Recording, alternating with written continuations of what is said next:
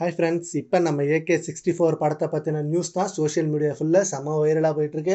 அதுவும் நம்ம தல சார் இப்போ இருக்க கெட்டப்புக்கு அட்டகாசம் படத்தோட காஸ்டியூமில் இருக்கிற மாதிரியான பிக்சர் சோஷியல் மீடியாவில் செம்ம ட்ரெண்டிங்காக போயிட்டுருக்கு. ஏன்னா இப்போ AK64 படம் தூத்துக்குடியில் இருக்க ஹார்பரில் இருக்க கதைக்களத்தில் தான் உருவாக போகுது. ஸோ ஹார்பரில் இருக்க ஸ்டோரியை பேஸ் பண்ணி தான் இந்த படம் இருக்க போகிறதுனால தூத்துக்குடி குருவா அகைன் நம்ம தல சார் மாற போகிறாரு அப்படின்னு சோஷியல் மீடியா ஃபுல்லாக செம்ம ட்ரெண்டிங்கான நியூஸாக போயிட்டு இருக்கு. அண்ட் அட்டகாசம் படத்துல எப்படி அந்த காஸ்டியூம்ல இருந்தாரோ அண்ட் அதே போல இப்ப இந்த காஸ்டியூம்ல இருக்க மாதிரியான பிக்சர் சோஷியல் மீடியால ட்ரெண்டிங் ஆயிட்டு இருக்கு.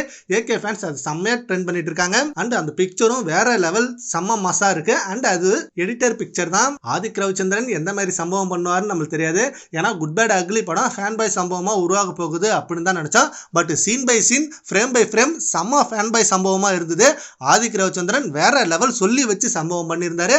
அண்ட் படமும் மிகப்பெரிய பிளாக் பஸ்டர். ஏன்னா அதுக்கு முன்னாடி விடாமுயற்சி படத்துக்குள்ள எந்த ஒரு மாசும் இல்ல, ஒரு மாஸ் பஞ்ச் டயலாக் இல்ல, தலாஜி சாருக்குன்னு எந்த ஒரு சீனுமே இல்ல, ரொம்ப கிளாசிக்கா இருக்கு அந்த படம் அப்படின்னு AK ஃபேன்ஸ் நிறைய பேர் அது சொன்னாங்க.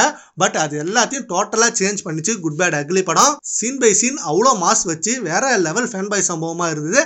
அண்ட் அதே போல இப்போ AK64 படம் எடுப்பாரா இல்ல எல்லா சென்டர் ஆடியன்ஸுக்கும் பிடிக்கிற மாதிரியான ஒரு ஸ்டோரி வச்சு எடுப்பாரா அப்படின்றது ரொம்ப வெயிட் பண்ணிட்டு இருக்கோம். அண்ட் சீக்கிரமே நம்ம படத்துல இருந்து செம்மையான அப்டேட் ரிலீஸ் ஆகணும் அப்படின்னு AK ஃபேன்ஸ் எல்லாம் செம்ம வெயிட்டிங்ல இருக்காங்க.